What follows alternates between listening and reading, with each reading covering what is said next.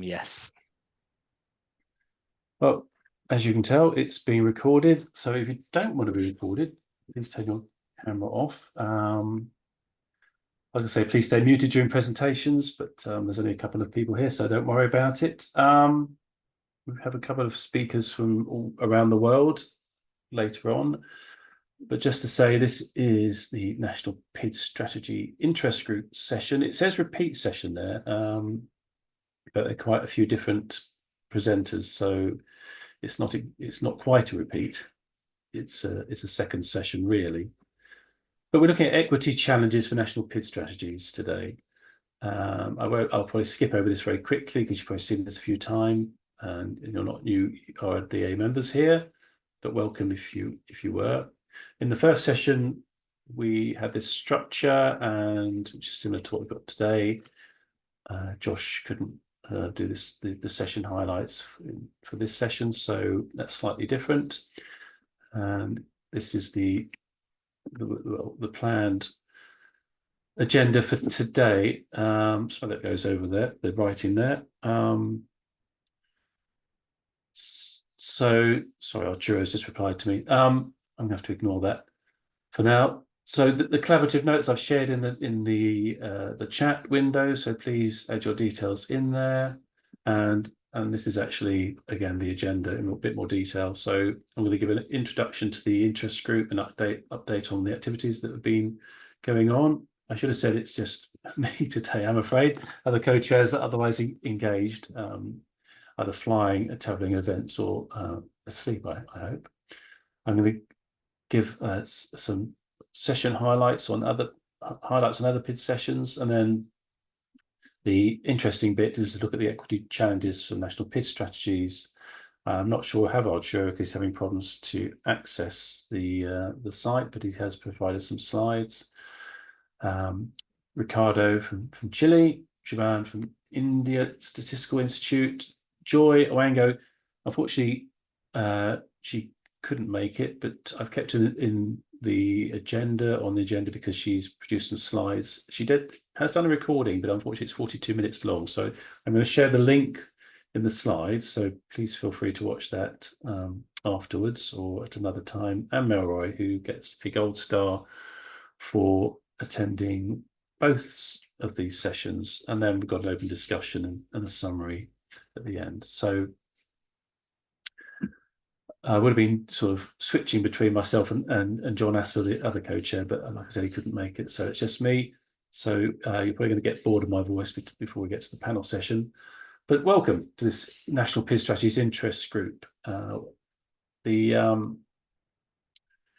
What is the purpose of the work that we've been doing? Because we were formerly a working group, as you probably know, and the idea was to sort of facilitate information exchange between people developing or delivering PID strategies or approaches to a national PID strategy, and to improve the coordination, alignment, streamline the efforts between different countries. It did really start when Natasha and I were just having conversations about the work that's going on in the UK and work in Australia, and then we thought maybe perhaps we should start a working group, and we did, and that's sort of how it started. The interest group has sort of seamlessly transitioned from the working group. It has been endorsed since July 23, and we're maintaining and building outputs in the former working group. I know that's a link to the old page there. If you haven't signed up to the interest group, please do, because we couldn't move members from the working group to the interest group. So these are the four co-chairs, and what Natasha the picture represents each of those countries. In the working group, we had Shauna Sadler from Orchid and Daniel Bangert, who is Digital Policy of Ireland, now at TU Delft. They, well, because Daniel changed jobs and Shauna changed sort of the work they were doing, felt that they couldn't be co-chairs anymore. So we now have Hannah and John representing Czech Republic and Canada as the two other co-chairs. So I think I just jumped. Sorry, I've gone too far on my slides. No. So the outputs that were produced from the working group were basically a guide and a checklist, which hopefully will facilitate uptake and alignment of strategies. And we produced 9, or I say produced, we gathered 9 case studies from what is obviously a sort of collection of global north countries mostly. And it's not that we excluded anybody. We did put an open call out for case studies, and these are the ones that we had completing the template that we produced. What were the key messages from those outputs? And the work that we did as the working group was that there are lots of PID strategies happening across the world, and or approaches. We found very early on people say we're not developing a strategy, we're developing an approach, and we didn't exclude anybody at any stage of that development life cycle along that sort of roadmap, as some people do have roadmaps. We did this found out quite soon there's no single cookie cutter approach. We weren't producing a blueprint to how to develop a strategy, but there were critical components in these strategies that were being developed that include a clear value proposition with use cases. There was tend to be a group or an organization driving that strategy development. It was always an open, inclusive, iterative process involving as many stakeholders as possible, and an accompanying roadmap to say how you were going to deliver or implement that strategy. And also engaging between national PID strategies and PID providers was important for success. And we did find in the working group a lot more PID providers were joining the working group later on, and hopefully we'll be more involved in the interest group. The outputs that we've produced are on Zenodo and the working group website, which you can use, like it says here, to form the development of your national PID strategy, to develop a roadmap, to accompany a strategy, help to align with other international initiatives, facilitate stakeholder engagement, and connect, communicate, and collaborate with others developing PID strategies. I mean, basically, in the working group, we brought together different people working on strategies across the world and developed those, used those case studies from 9 countries and took the common elements that we found into the report. Now, I don't know if you saw it went to the RDA Tigris session, but we were supported by RDA Tiger to take the outputs and sort of make them much better to consume and beautify them, basically. So the guide became the white paper there on the right, and the checklist, which was basically, well, it was a checklist, was put in this sort of graphical format to make much nicer. And this is sort of showing you an example of the checklist, like you would have a value proposition, stakeholder analysis, have you developed use cases. Not necessarily things you have to follow strictly, but just giving you an idea of what you should consider when you're developing a national PID strategy. So thanks to RDA Tide, we've got much nicer outputs. So that's really with the working group, and that we ran for 18 months from December 21 to June 23. And we realized that the work we were doing should continue, because we didn't want the outputs to just be like cast in stone and say, well, here's the report, here are the case studies, and then, you know, these things change. I mean, each of those case studies was rewritten a few times and will need to be updated as strategies develop and you go further along the roadmap. So we wanted the interest group to carry on the work, but not just maintaining the outputs, but actually keeping that work going. And as I said, PID providers are starting to join later on in the 18 months, and to keep those activities going. So we have a number of goals. I'm not just going to read them out, but really it's the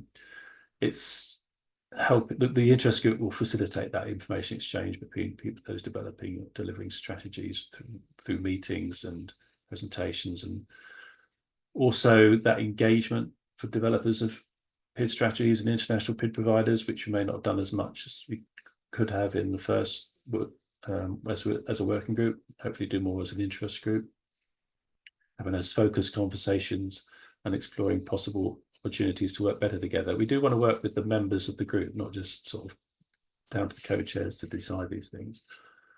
Also collaboratively developing the value proposition.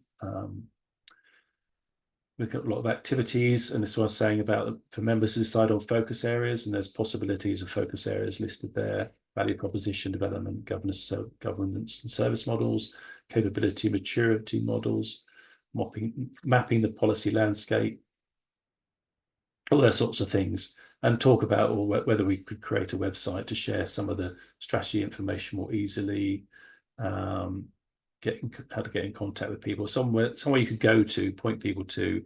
I know we've got a new website for RDA, and whether it can be done or not, I'm not sure, but somewhere you could just sort of gather all the information relevant to PIDs. People could go to find out all that information. So we also need to collect other case studies. We've just got that 9, and part of the idea behind this session was to look at some of the countries that we talked about having case studies but didn't quite develop a case studies. Using that term global south, trying to collect some to make it more sort of global, rather than just sort of those 9 countries that we had collected from. We've got the template. We may need to update the template, but I don't know. Oh, sure, you're in. Great. So I couldn't reply to your email, sorry, when I was presenting, but welcome. Sorry, carry on. And also, yes, there is that, can't get away from it, maintaining the guide and the checklist, and making sure that's updated. And as we receive new case studies, how that could change the guide. So that's really an overview of the working group, how we got to the interest group and the work of the interest group. I don't know if anyone's got any questions at this stage. No, okay. And for anyone who doesn't know, this is a plug for PID Fest, although if you want to go in person, it's sold out. So, but you can sign up to join it remotely, and it's in the Czech Republic from the 11th to 13th of June. And there's a special 3.5-hour session on national PID strategies. So, okay, that's the working group and the interest group. Part of this session was also to sort of look at some of the other work around PIDs in the RDA. So I've just got a couple of updates on 2 groups. So unfortunately, people that run these groups couldn't be here. So I think people probably know quite a lot about the PIDIG from here anyway, but just briefly to say the purpose of the persistent identifier interest group is to synchronize some of these identifier related efforts. You might wonder why the work we've done isn't under the PIDIG, but we felt that national strategies sort of was big enough to do within a working group. I think that's been proved by the outputs we produce, and we did think about whether the PIDIG could do what we want to do in the national PID strategies interest group, but we felt there's enough interest and it was enough sort of momentum on its own to be its own interest group. But obviously we want to work with the PIDIG and have a sort of look at the synergies across those 2 groups, because they are doing similar things, and hopefully can promote some of the work we do and help coordinate activities perhaps, which is what they do. It fosters working groups to address specific topics. It collaborates with existing RDA working groups, and obviously we want to collaborate as much as we can with the PIDIG. And just to plug the 2 sessions that they are running, well, it's a repeat session on those times. They're looking at PID Slam, and that's the agenda. I'm not going to go through that, but obviously you'll get updates from working with PIDs in tools and national PID strategies, so a bit of an overlap there. And talking of working with PIDs in tools, we did run a joint session with them looking at PID Exchange, which was that similar to that website I was talking about, where people could put information about PIDs. They're looking at the more practical implementation of PIDs, involving developers of tools that incorporates PIDs, institutions that adopt and implement PIDs, and PID providers. Past activities include incorporating international generic sample numbers, IDs, into research tools. I know research space is one particular one, and joining up use of PIDs in workflows with those tools. So it's very much focused more on the sort of the implementation and working with research tools and how PIDs work within research tools. So whereas we're sort of at the strategic level, obviously because of the name, but we have been kind of coordinating quite a lot with that group. And again, they've got a couple of sessions within the virtual plenary, including RAID, which is another area of interest that I'll go into now. So we finally get to the panel discussion. Does anyone have any questions on anything I've presented on so far? Okay. No, thanks for the background, Chris. It's really appreciated. Oh, thank you. That's very kind. I mean, if you in the previous session you heard it all from Natasha anyway, and the recording is available if you want to hear Natasha's spin on it. Anyway, I've got the slides here, so I can hand over to Arturo, and I'll let each one of you do your own introductions. As I said, Joy, I've got slides and a link to the presentation, but it's a bit long to play in this session. And then after the presentations, we can have an open discussion, or if each presenter's happy to answer questions after their presentation, we can do that. So shall I hand over to you, Arturo, and just shout next at me when you want the slide to move forward? Sure, thank you so much. Hey everyone, thank you so much for opening this space for us. Well, my name is Arturo Garduño Magaña, and I am Regional Engagement Specialist for Latin America at DataSite, and it's a real honor to be here with you. Here we go. Next, please. At DataSite, we're a global community that shares a common interest. Our main goal is to ensure that the research outputs and the resources are openly available and connected, so that we can advance this knowledge and between the disciplines and other gaps now and in the future. As a community, we want to make sure that with the correct use of metadata, we can connect the research outputs and the resources from samples and image to data and to links.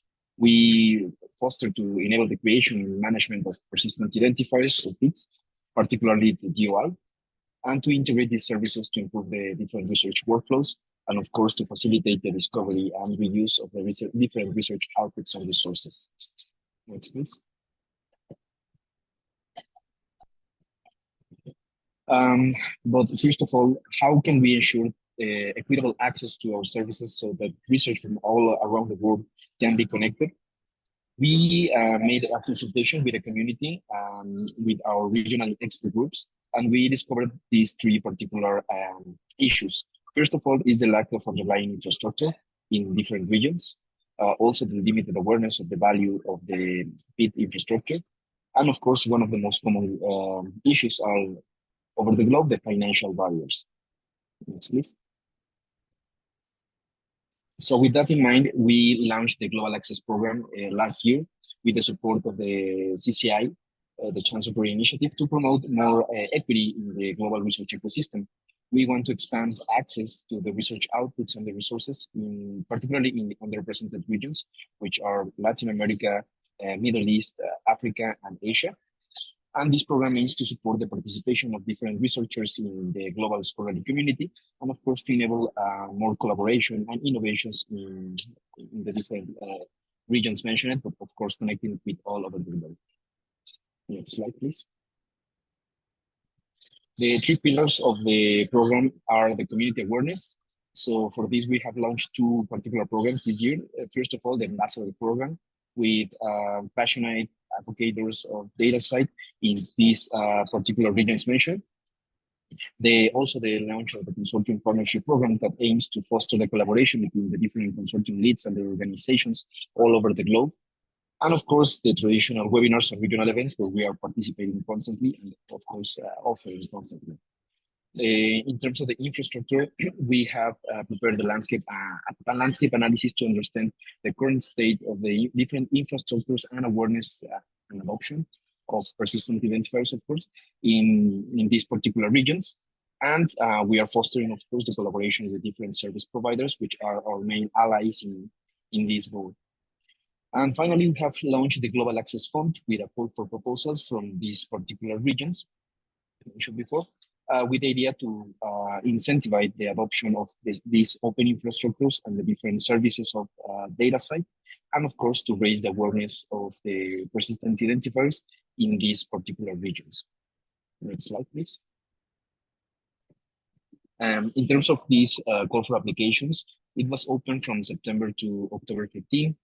Last year, we received almost 200 applications from these different regions. Though all of those were reviewed by the Global Access Fund Committee, by external reviewers, experts in the area, of course, and the data site board. The categories of the awards were outreach, infrastructure development, and the demonstrator, which combines a little bit of the two aforementioned, and it has a more broader impact in a more regional scale. Next slide, please. These are the numbers and the distribution of the different applications that we received. As you can see, a high number, almost 50% of the applications were received from Africa. Particularly, the leading country was Nigeria, followed closely by India and Ethiopia. But we received an homogenic distribution of applications in the rest of the regions, particularly interesting projects in all the regions. We had to choose only a few of them, but I think that they are very, very interesting, and we are very, very happy to show you the results as time progressed. Next slide, please. These are the Global Access Funding awardees of the last year round. They are executing their program from January 1st this year until December 31. And in the category of outreach, we have a representation of projects from Lebanon, Mexico, Uganda, India, Argentina, Ivory Coast, and Zimbabwe.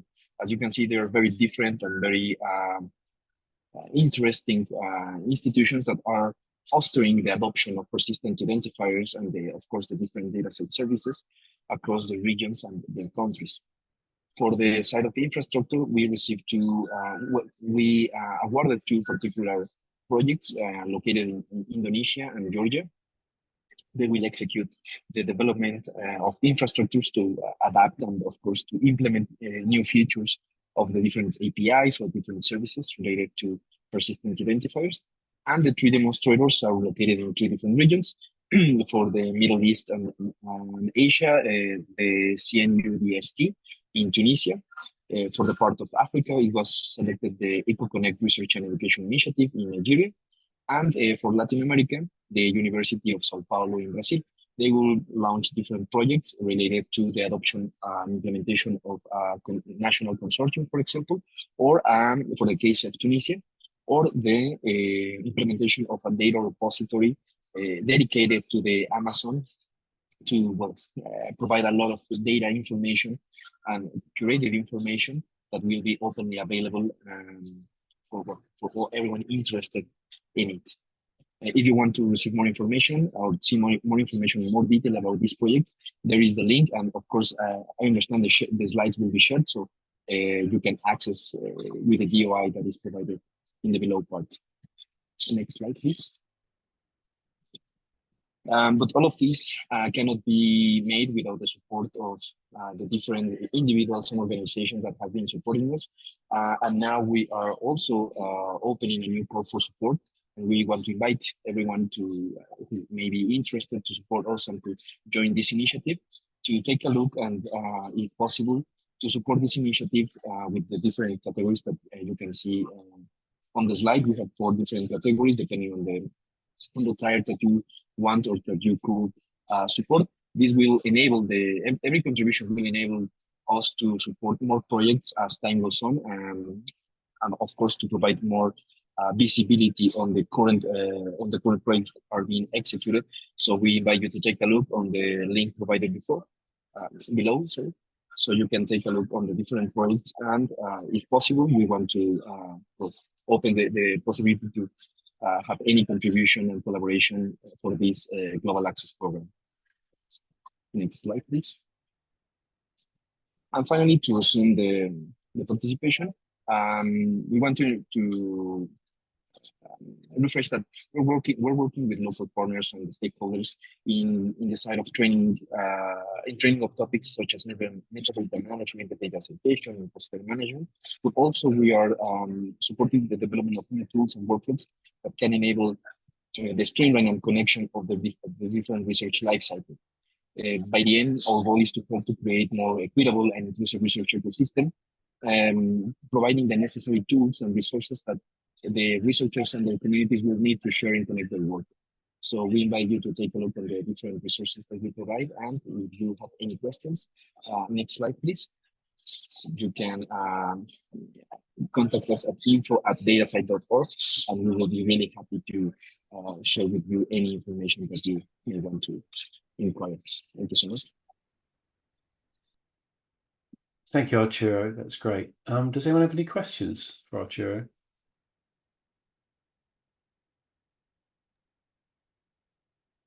Okay, if not,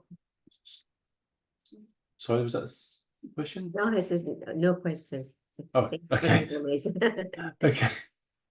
Ricardo, over to you then. I'll just click on that. Let you introduce yourself. That's all right. Super. Thank you very much. Well, Ricardo Hartley from Chile. I'm working for the Universidad Central de Chile and also at the Data Observatory Foundation.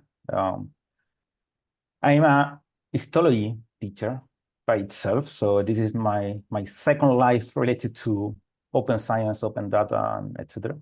And we just finalized an institutional project related to In Ciencia Abierta, and in that context, I want to show you some information and give some hints for future discussion.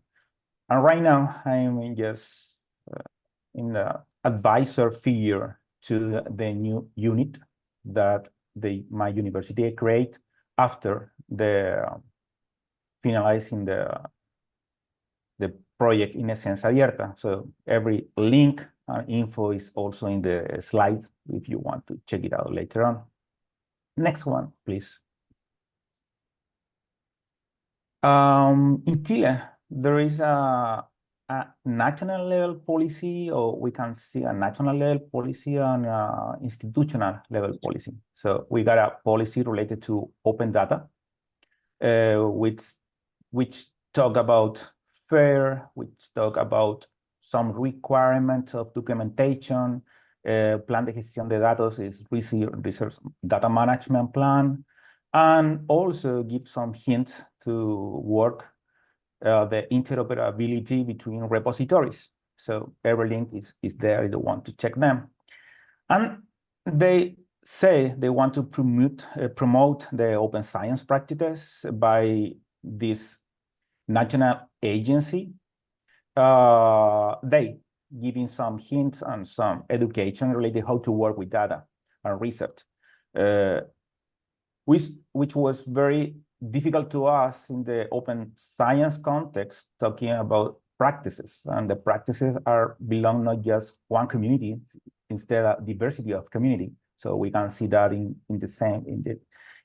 RDA. So you got a lot of working groups, interest group, etc., and mixed people talking about that. So it was a big challenge to try to accomplish what the funders wanted about the project and also what we wanted to implement in our university.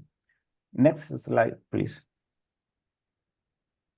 So if you think this like an ecosystem, in some way, at national level, they give us the strategies, not directly related to the open science strategy, more related to open data, but without any information about different disciplines, different domains, different implication in privacy of data or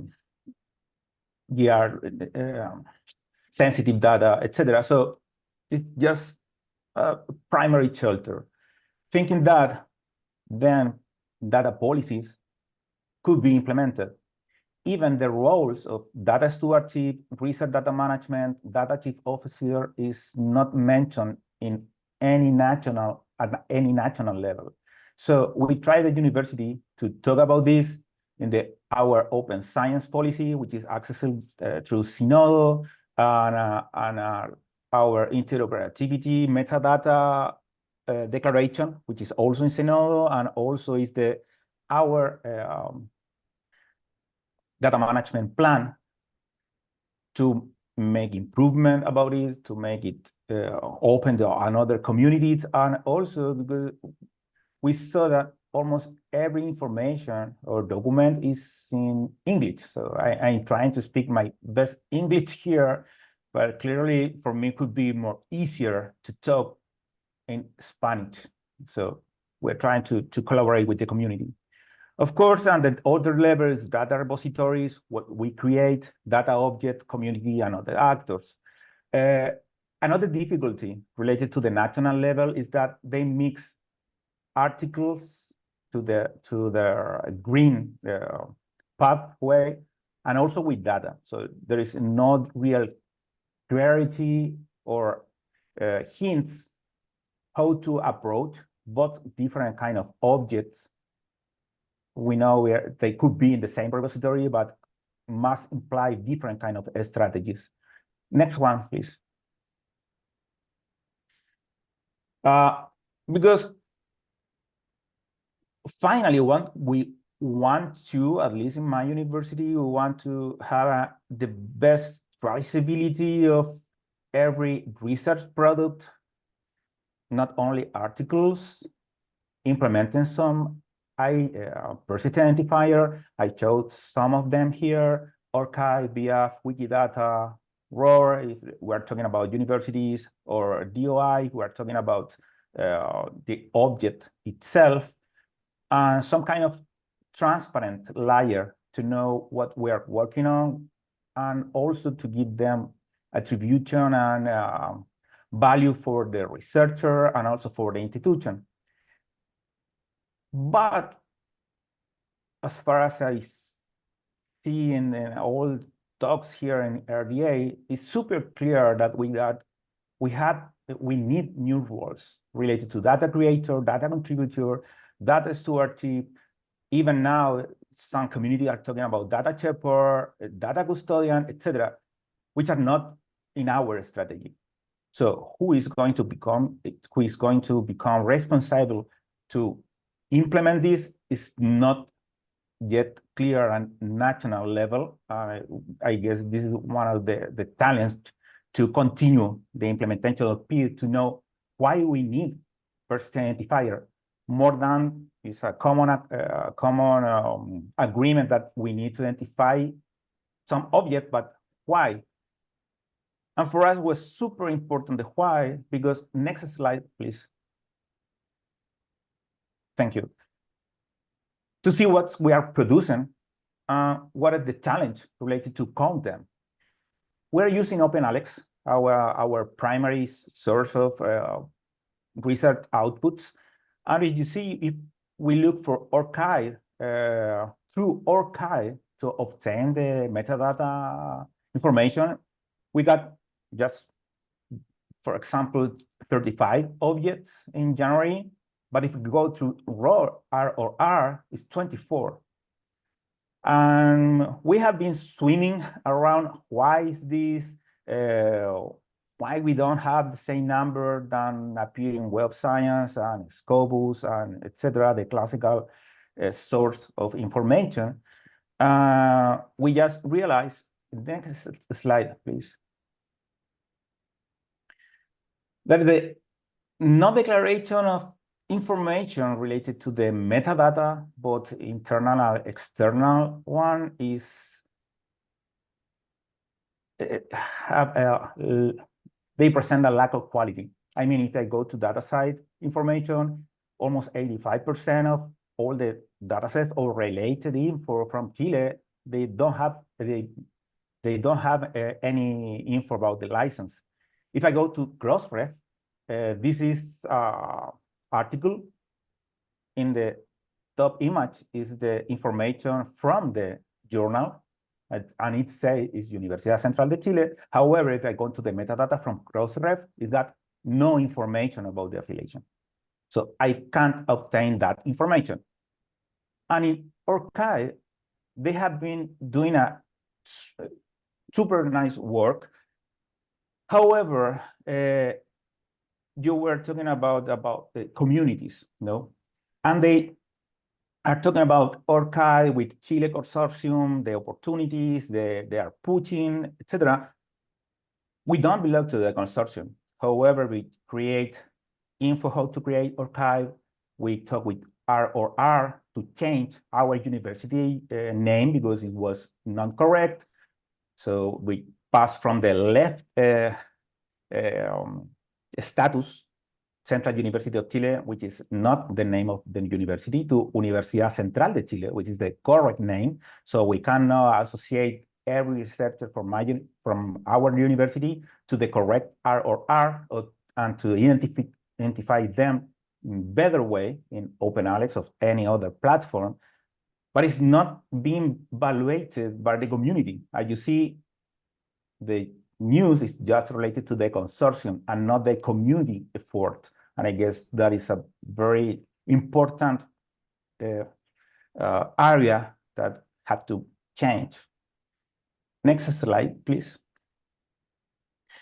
So in summary, I guess, opportunity and development strategy is to make it more explicit for different structure and different stakeholders, why we need to use PID, why the metadata related to PID is super important for the internal, external, and also why it's important in the context of open science and reproducible research, to understand why it's super important to make it the most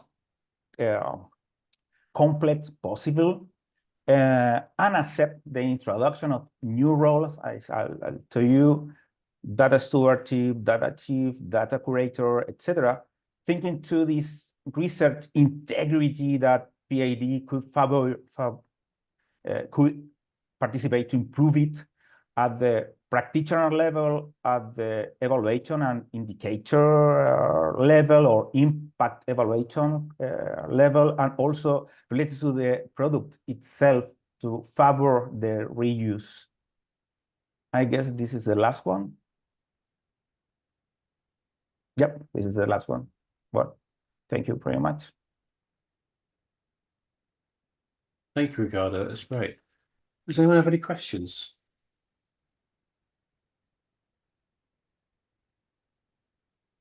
One thing I was going to ask you, Ricardo, because obviously this session is about equity challenges with national PID strategies, but it's also really how we can learn from those and what the barriers are and the challenges are, and how the interest group can help with, well, through the RDA, but mostly the interest group, how we can sort of break those barriers down, and what can the interest group do to sort of level out those issues or improve in those areas. Is there anything the interest group can actually do to resolve some of these, to make it more equitable? I mean, it just like you said, language was a particular barrier. I mean, if we just sort of produced our outputs in Spanish and other languages, would that go some way towards it, or is it bigger than that? Yeah, but I guess it's not only language. No. For example, it's the repository itself. I mean, some repositories got local metadata related to gender or related to ODS or related to another information that can't be shared and can't improve or can't be used to improve the open science ecosystem or open data ecosystem. I saw a presentation last week related to the research data management plan, the live kind of, which is in GitHub. It's in super interesting, the ontology they manage, but probably not all information is going to be declared. So finally, you see a document that could be super useful for some strategies, but not all the persons who are participants in the research field know why it is important. So it's not only language, it's to know how it could be useful. And for us, the best example was with OpenAlex. I mean, the differences, why in some platform appear the affiliation correct, in another no, but the journal didn't declare it in crossref or whatever, it's because they don't know the meaning of that. So it's a mixer, not only language for sure. Thank you. Well, can we use the AI for that? Like, semi-integrate. I mean, Yeah, if but it's, what if, and I saw it, what if an author got 2 or 3 affiliation? What if they don't have declared in archive their real affiliation? So it's not that easy to do that. Even OpenAI have some mistake related to name and affiliation because they try to see patterns, but they are trying to. I guess the best way is the journal declare well the metadata, and then we can go to the Crossref or OpenAI or whatever. But it's not that easy answer. so what I was thinking is, PIDs itself, just a machine actionable, resolving place, right? So it doesn't involve like a language barrier. But when we enter the metadata information, that involves, specific language. And then when we do the internet search, then we have to have a mechanism to translate particular language into whatever other people are searching in a way. So that's why I think AI might be useful for that, like a Yeah. translating metadata information to the searchers language. What we saw was the only information that Crossref has was the name. So it was not even related to the university's well writing or not, that they don't have the info. Right. So It depends on the PIDs. We have so many different types of PIDs, right? So we have a ROAR and Crossref and Orchid ID and all the other PIDs. I mean, now I have a PID-INST and then IGSN. All those things require some metadata associated with the PID. And then that involves language. That's what I was, going after. I'm not so familiar with the Crossref. If all they have is just name, but typically PIDs have some other information that requires, RRID and everything. So there's definitely language portion of the PIDs, right? So that's why we suggest the AI can help with that. maybe could be a mix of language criteria, but also modify what is obligatory, which metadata are obligatory when you're filling any or creating any PID. Because right now, affiliation is not obligatory.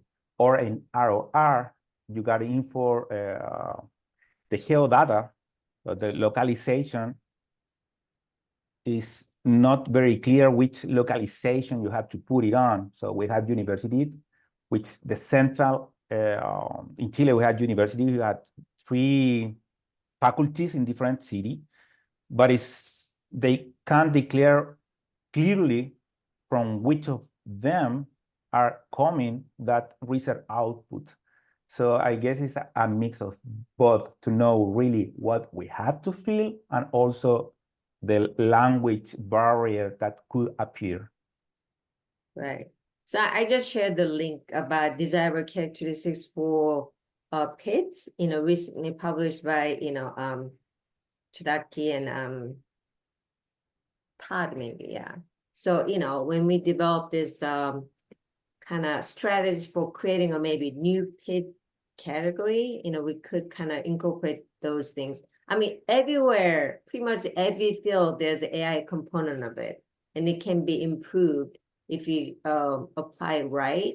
So we have to keep that in mind, whatever strategy we develop. I mean, AI is not going anywhere, and maybe we can use it in the right ways to improve either equitability or, standardization and everything, because it can do those a lot quicker than human can. Yep. What I was thinking. Thank you. Siobhan, you're up to present next, but are you able to share your slides now?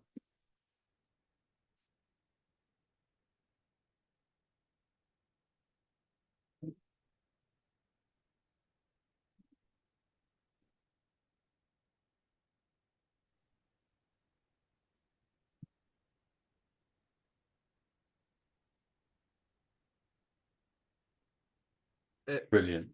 That's Is great. it Thanks. visible to all of you? It's great. Thanks. Am I, my screen is visible? Yes. Yeah. I can see your slides.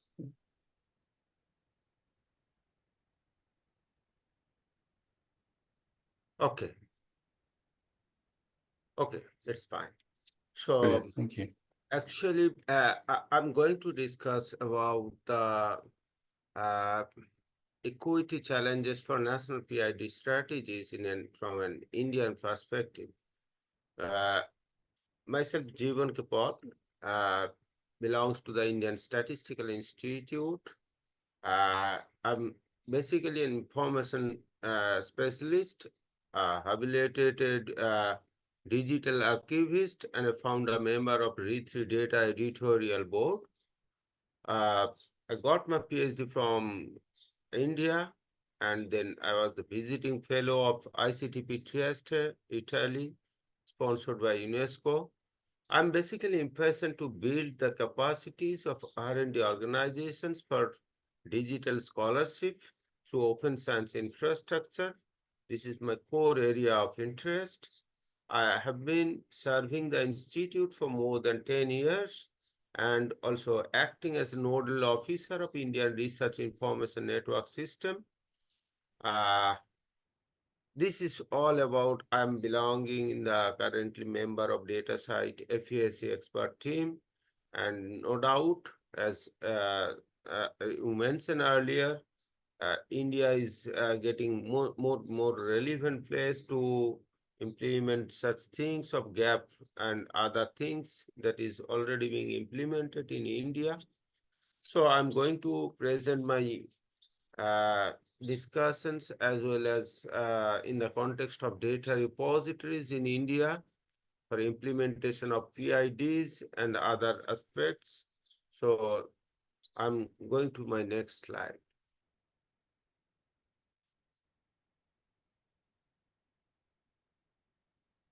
How can I change my slide? Yeah, just a minute.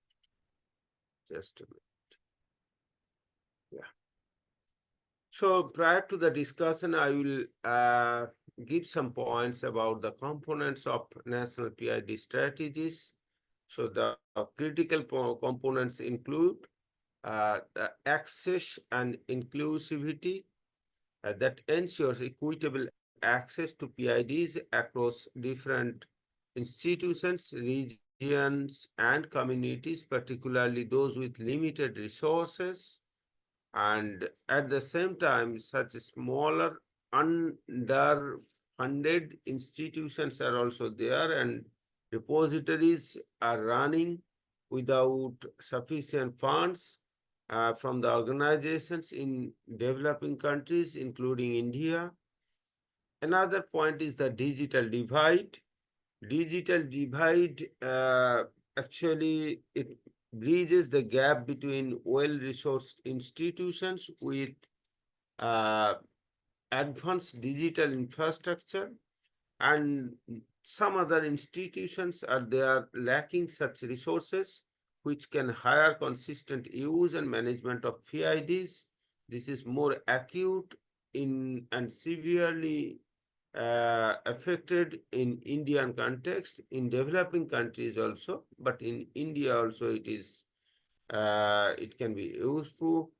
And third point is the standardization and interoperability for driving strategic development, creating, maintaining, and universal standard for PIDs that ensure interoperability across various digital repositories, enabling seamless integration and access to digital objects globally.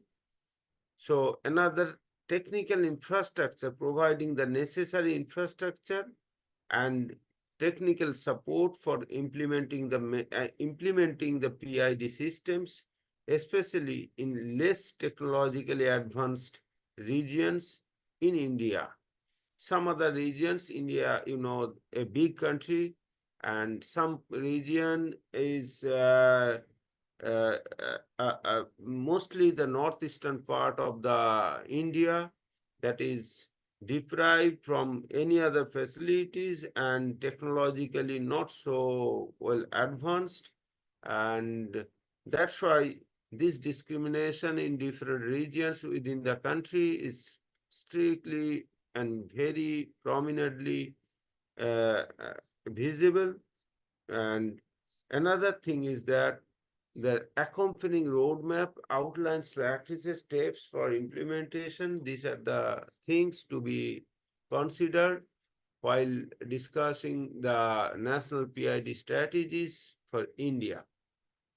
And I'm skipping this slide. What are the different types of PIDs that can be implemented in different contexts? You know, the ORCID for researchers identity. And once I've gone through the ORCID directory, and this is gaining momentum, but many researchers are not yet been aware about the ORCID IDs. They have not created until it is forced by the journal editors and many other systems. As I'm involved in the Indian Research Network digital system in India, so I have gone through this study that ORCID ORCID ID has not been created by many researchers in the country, and many organizations are not at all aware about the ROR registry and all this. But publications, in case of publications, DOI, ISBN, ISSN, you know, these are not going to in detail. So in case of India, I'm basically concerned to the data repositories, and most of the data repositories through RE3 data platform. From that platform, I'm gone through the study. So the modern data management has set a new paradigm that integrates the fair data principles for making data findable, accessible, interoperable, and reusable. As a first instance, this presentation aims to deliver actually a realistic view of implementing the fair guiding principles in the development of Indian data repository landscape through the RE3 data repository platform.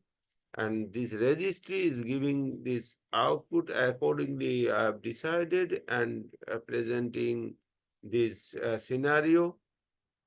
So an assessment of the state of the art of fairness of Indian data repositories has been conducted by augmenting its attributes in different dimensions. My study actually revealed that the most of the data repositories in the country do not comply with the fair data principles in terms of metadata generations. You already mentioned that, and persistent identifiers, many other means of practices. These are not complying with the fairness of the data repositories.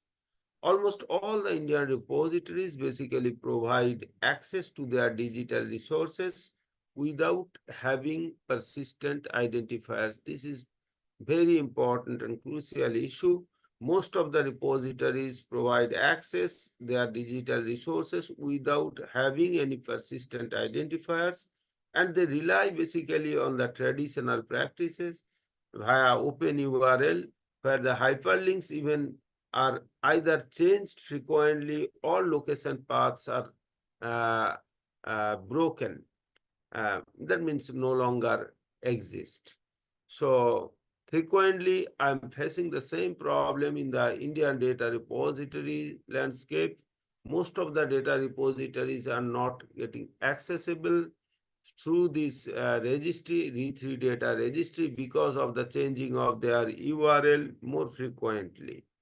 So hence this presentation entails basically how to develop the scholarly infrastructure. This is the concern for this presentation, because scholarly infrastructure through persistent identifiers with the application of relevant schemas, digital object identifiers, persistent uniform resource locators, PERLs, and national bibliographic numbers for theses, archival resource keys, even CNRI handle systems. Many repositories are currently using CNRI handles, but not that much aware by the repository managers. So my study also emphasizes the extensive uses of each schema with their purpose and possible strategies for implementing PIDs with the need of the organizational support. So eventually it demonstrates an approaches of fairness through global infrastructure by linking digital objects with data site services, researchers with ORCID, and organizations with ROAR to discover the resources sustainably and persistently. So global scenario is like that. The most of the repositories are holding the DOI and HDL and other services. They are getting this type of services, but in case of India, it is quite different. Almost 90% of the repositories don't have any persistent identification tools they are being used, or any other technologically they are not acquainted with this. But 7% of the repositories are using this DOI, and HDL is 4% only. So the challenges for developing countries, what I perceive, that developing countries face unique characteristics for adopting and implementing national strategies. These challenges definitely often stem from the resources, capacity gaps, and definitely disparities are there. And high cost for minting DOIs in developing countries, not only for India. Most of the countries are suffering from this high cost of implementing DOIs. Very recently, what it is already mentioned that GAP project has been implemented through InfluNet uh, uh, as a parent body of the universities in India. So InfluNet is catching up the awareness of the repository managers and many other organizational libraries. They are getting in touch with the InfluNet, and they are now getting awareness for implementing PIDs in their organizations. And a consortium model is definitely would give mileage to the Indian organizations that data site through GAP program and funding program. If it is implemented properly, then most of the Indian organizations would get benefit from this project. And definitely the challenges for developing countries, not for India, and all the developing countries have the same thing that has to be implemented. Unequal access to reliable internet connectivity across the developing countries, this is a hindrance. This is particularly true in the rural research institutions and many other regions in India. This is not even equally facilitated, and vibrant research landscapes also face a space regarding PIDs, and limited funding, definitely already I mentioned, it's a hindrance, and expertise in PID management is limited. So seamless interoperability between Indian and systems, different information systems like, and DOI is crucial but requires ongoing collaboration with many other organizations. For this purpose, I personally feel that training and education and policy and governance, these are mostly important, because developing inclusive policies and governance frameworks that actually promote equitable access to PIDs, ensuring that the needs of the diverse stakeholders are considered, and definitely it has to be addressed. So funding and resources, definitely securing sufficient funding and resources to support the sustainable implementation of PIDs or PID systems, ensuring that even most of the resource constrained repositories so that they can participate, and every organizations and researchers have their presence in the repository. That awareness must be there in Indian context. It is highly required. So my just assumption is that core and InflameNet agreed to launch the community practices for repositories in India, and definitely these are the challenges. To choose the suitable PID services for local context, and ensuring metadata harmonization for interoperability, and ensure global solutions reflect diverse needs to reduce the inequalities within the country, and with the developed countries, this inequality can be resolved once it will be a collaborative approach for implementing PIDs in developing countries' perspective. So this is all about my presentation, and definitely this presentation will give an overview, because my study has not been completed, and I think it will be possible for me to present in detail in the PID Fest conference, and I'm in person. I will be there to present my detailed study in the conference, and I hope some resolving points would be come out from this study. So thank you all. Thank you, Joe. You've certainly given a great overview of the impact or the scale of the problem in developing countries. Much Yeah. bigger than I appreciated, to be honest, but that's probably because I live and work in the UK. And so thank you very much. Sanyong, you've got your hand up? Yeah, if I have time, yeah, thanks for sharing that information. I had no idea. There's a cost, factor in developing PID's strategy in a way. I do have some questions though. I did share, in the US anyway, there's a desirable characteristic of a, data repository.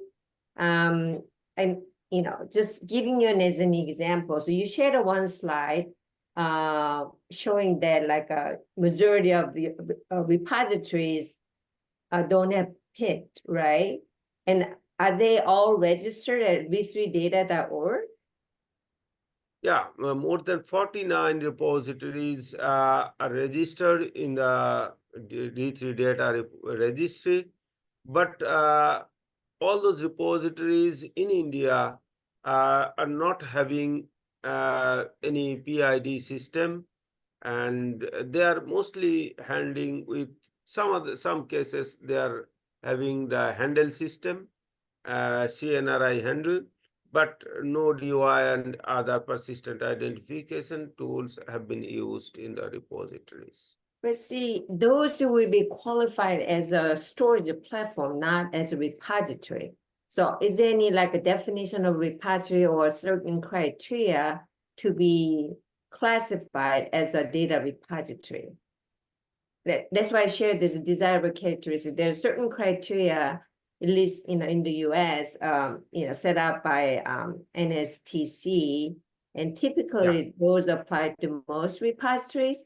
So what defines repository in India? How do people define it as a repository as compared to regular just data storage platform?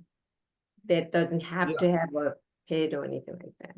Yeah, actually, V3 data has four different criteria for indexing in the V3 data platform for the repositories.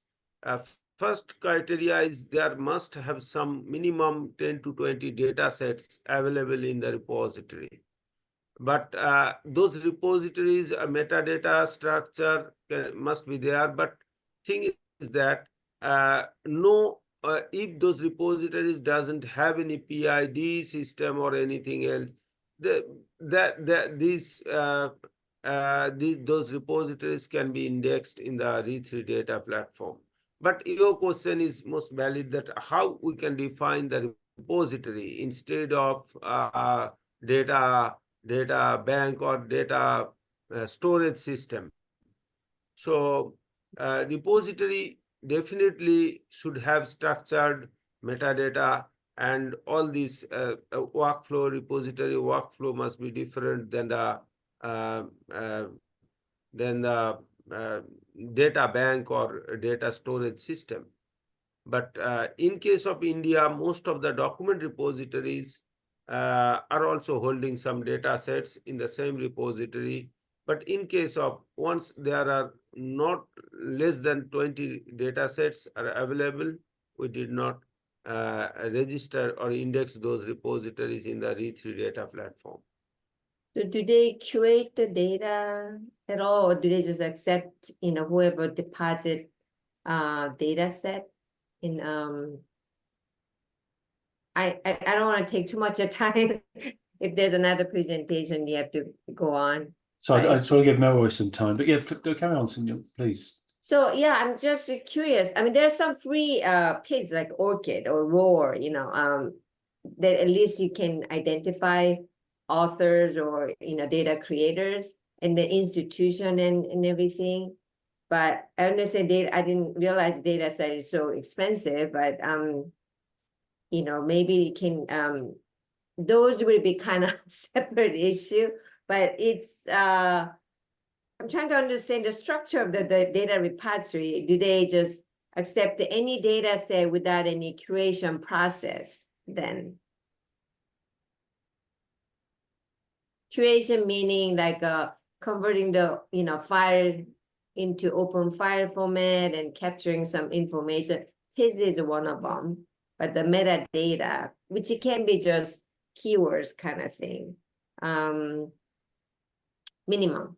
I mean, if you actually mint a DOI, that you use a data site metadata schema, but if you don't, at least you can capture some, free metadata information. So description, README file, study protocols, all that kind of stuff that it help understand, interpret the data, and reuse some license information, those kind of things. Those doesn't involve any cost. It's just you can capture everything in a README file in a way. So is that kind of thing in place for repositories in India? Yeah, all these things what you are mentioning, so these are gaining momentum because many repositories are currently using CC by 4 international licensing, and Orchid ID is also being used by many researchers for their academic identities, and a very few institutions are having their ROR ID right now. But this is awareness must be there. So in FlipNet through DataSite Gap project, they are taking care of these issues. Gradually, I think the repository managers would be enough to get in touch with the FlipNet for implementing such things in the data repository landscape. Right. I don't know if IGSN is free, but just try to look for some free PIDs. I know RRIDs are free, right? So there's some free maybe PIDs you can start implementing, at least for now, until you get some funding to incorporate, DOIs and stuff like that. That's Thanks. I just want to give Melroy time to give his presentation, so better move it on there. But Mary, you had your hand up, but I'm going to hand over to you anyway. So if you want to ask something or just in your presentation, please do. Unless you want to say something. No. I'll just cover that in my presentation. That's perfectly fine. That's not an issue. I just Okay. realized I can cover it in the presentation. So yeah. This is just. Oops, sorry, I've gone too far. I mean, there is a link to the slides in the collaborative notes, but and I'll update them with Javan's slides afterwards. But yeah, unfortunately, Joy couldn't be here, but she's that's her presentation. That's a link to the slides and a link to the video. As I mentioned, if you didn't hear earlier, it's a 42-minute video, so we couldn't actually play it in this session. So please watch that in your own time. So over to you, Melroy. Thank you for that, Chris. Hello, everyone. My name is Melroy. I can see a few familiar faces, some not familiar. So for those of you who don't know me, my name is Melroy. I work at the Australian Access Federation. One of the things we do over here in Australia is look after the Australian Orchid Consortium. So moving ahead, if you could go to the next slide, please, Chris. Before I start, what I'd like to do is acknowledge the traditional owners of the land where I'm based. That's the Yagara and Turrbal people. I'm based in Brisbane. I'd like to acknowledge them and also pay my respects to their elders past and present, and extend that to all the other Torres Strait Islander peoples and Aboriginal peoples today. Next slide, please, Chris.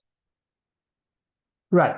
So we're here today to talk about equity challenges with regards to persistent identifiers, right? Equity challenges always point to situations where there are barriers that actually affect someone's ability to achieve fairness or equal opportunities. So effectively, there are obstacles when it comes to fairness.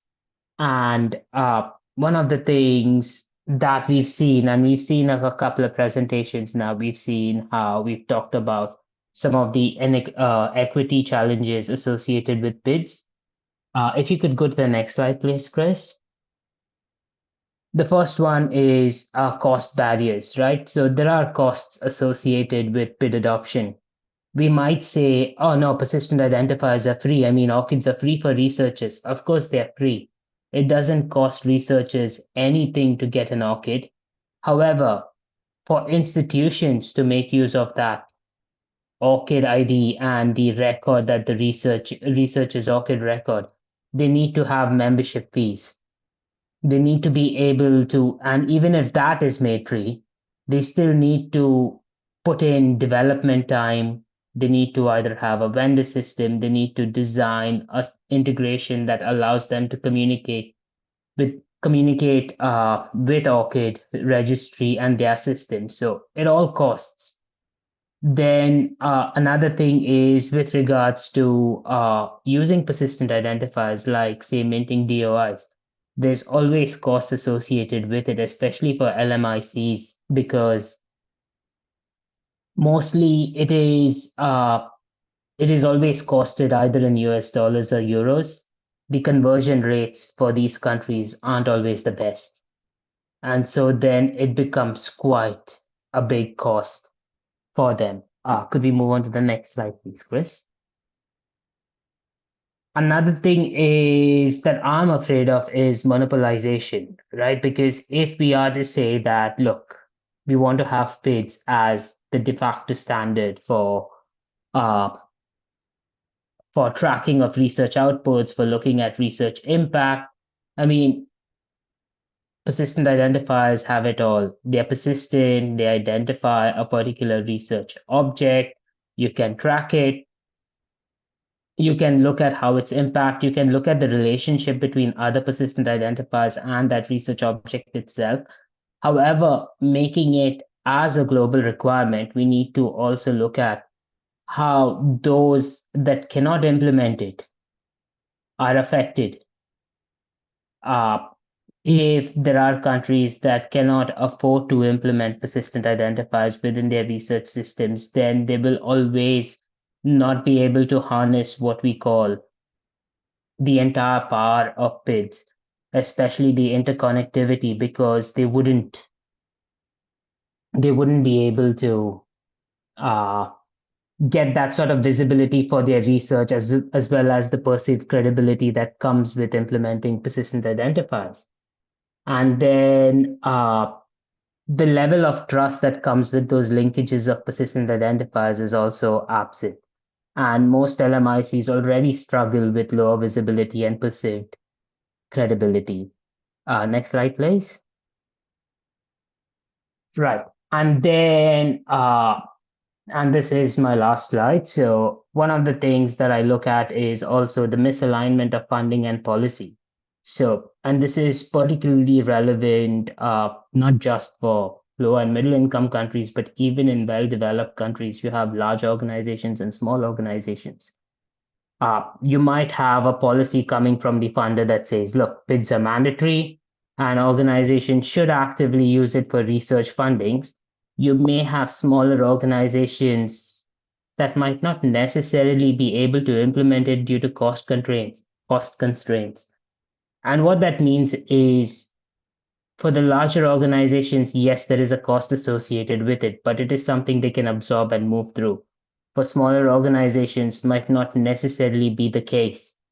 So then you're further increasing the inequity between organizations. And even though it is to do something good, in that you want to have it so that you can track and see where funds are being spent, it doesn't necessarily close the gap rather than increase the gap. So we need to have a look at funding as well as policy and try and align them together. So you could say, look, we would like for everyone to have persistent identifiers. It is not mandatory, but where possible, we would like you to do it. Maybe look at strategies on how to actually encourage greater adoption or even try and level the playing field whereby smaller organizations get better assistance at trying to integrate or implement those persistent identifiers. And that's about it from me. So any questions? Oh, it's not a question, but it's such an eye-opening experience. I had no idea cost played such an important role. It was, I just realized that it costs, to implement PIDs. When the national PID strategy came out in the US, we didn't really talk about the cost. They got a big pushback because it wasn't inclusive enough. There was a big players like Orchid IDs and Roar and, DOI, for example, those are the top players, but they didn't really consult with the other, like a software community and stuff like that. So they got a big pushback because they didn't really consult with everybody before they released the report, and they likely revised, but cost was never brought up. So this is quite an eye-opening experience. And I wonder if, unless you have developed some kind of list or a spreadsheet that compiles all the existing PIDs, and then maybe cost might be important information to collect. Do we have something like that, or something maybe this work group can work on, put together a list? I can't say for the work group. I'm sure Chris would be able to answer that. But with regards to cost is always going to be a factor no matter what, because I mean, at the end of the day, for anything to be persistent, even an identifier to be persistent, the organization that's running the technology needs to be persistent, right? So if we say that persistence is a function of the organization itself, say for example, ORCID or Crossref or DataCite, they need to be sustainable. They need to be continuously able to run. They need funds to operate. It is not a service that's provided for free. It is cost recovered. So they are not for profits, mission driven, cost recovered sort of thing. but they need to recover costs. So to implement anything is going to cost. The question is, now there are programs like Crossref have their global equity program. There is the Gap by DataSite. Then ORCID have their own program where there are reduced fees, heavily reduced fees actually for low and middle income countries. But this is fine to a certain extent, but the question is what happens when this runs out, or if there are no longer funds to support it. So yes, while they are being supported, we also need to look at other strategies on how to ensure that it is being made sustainable so that it can continue to run, or at least barriers to equity is removed, or barriers to inequity is removed so that it becomes equitable and not equal, if you know what I mean. But yeah, sorry, Chris. I agree with you. I was going to say, well, I can't promise anything because other co-chairs will probably kill me, but no, they won't. But no, yeah, we are looking at other outputs we could produce, and whether we could set up sort of like little groups within the interest group of key areas. But it was really to be sort of member driven on what we do, and I think from this it's been eye opener for me, because it's a shame Joy wasn't here as well talking about the Africa PID Alliance, because I remember she was talking in the previous presentation about the cost of DOIs. And I hadn't really appreciated it either at the time. So maybe gathering that sort of information would be a useful output. Or even just, you know, gathering all this information about these challenges and barriers, because I think it's something that we haven't considered so much as the working group, producing the guide and the checklist, but there are things that need to be considered for sort of more developing countries, I guess. Yeah, I mean, this kind of, in terms of output, it would be really nice. I just shared one link. This is the repository finder. So it's actually use a open platform developed by Cornell, but you have a filter on the left, and on the right, there's all of it. This is based on BMIC repositories. It doesn't cover all repositories like a re3data.org. But wouldn't that be nice to have a PID finder platform? So we have all available PIDs, and then have some information. Cost will be one of them, and the stage, how well developed. I just found that, you know, RAID is not really available in the US. You know, they announced it saying that, you know, ARDC will form the partnership with the DataSite so they can offer RAID as a PID system. But when I contacted, they don't have infrastructure to offer in the US. You know, they have to have a registration agency and everything. So announcement was a little premature in my view. But anyway, but you know, so we can collect all the information. It's like, is this a PID? Where is it available, for example? And what stage is it? Is it fully developed in development?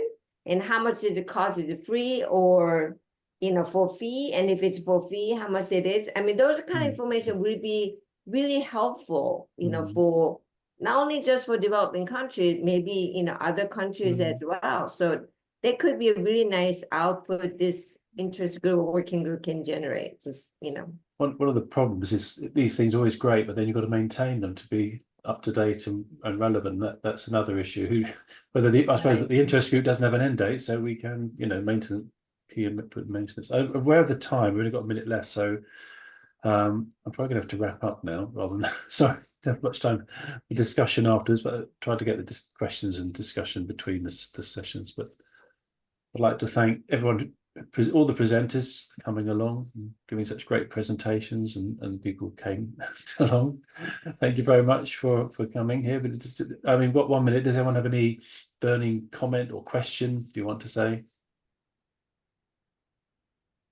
Thank you. It was a very eye-opening experience for me. Right. Yeah. I tried to just say hello to the people that joined. I couldn't see the chat when I was presenting, but hi Adam, hi Katie. Nice to see you again. Right. Well, I've got a meeting with Adam at 9 o'clock tomorrow morning. So that's 8 hours away. Thanks for staying up. Well, thank you everyone for coming along. Like I said, thank you presenters. I do appreciate the time and effort you put in coming along and presenting. Just my last question is here. if in case of gap, Global Access Fund is providing that project is being implemented in India to implement. The cost for implementing the DOIs in Indian organizations is 1,500 euro. That is minimum for implementing the DOIs, and per document is 0.8 euro per creation of per DOI for different objects. So that is too much. Again, the question raised by the earlier presenter is valid, because once it is implemented, then another question will come: how long it will be provided through consortium model by the data site gap program. Again, after certain years, it will not be there. Once funding will not be there, then the cost will be higher, and automatically the sustainability will goes out.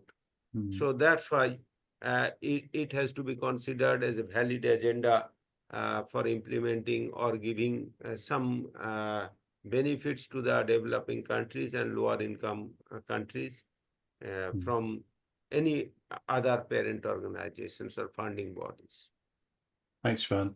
I think it's pretty clear that this is just the start of the conversation rather than the end of it. So there's a lot going on here and a lot of information to gather, and hopefully we can gather it within the interest group and it be useful and Sorry, and international.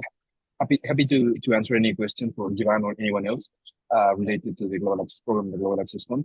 There are, of course, different strategies related on how to support the sustainability and different plans regard to it, but more than happy to continue the conversation with the corresponding channels and the corresponding regional expert engagement specialists.